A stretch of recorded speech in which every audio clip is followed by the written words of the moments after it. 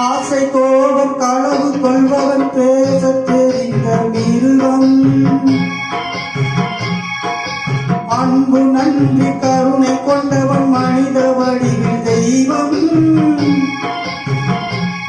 இதில் மிருகம் என்பது கள்ள மனம், உயிர் தெய்வம் என்பது பிள்ளை மனம்.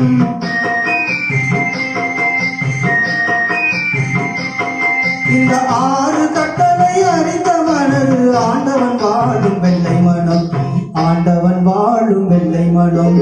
ஆறு மனமே ஆறு, அந்த ஆண்டவன் கட்டளை ஆறு. சேர்ந்து மனிதன் வாழும் வகைக்கு தெய்வத்தின் கட்டளை ஆறு, தெய்வத்தின் கட்டளை ஆறு.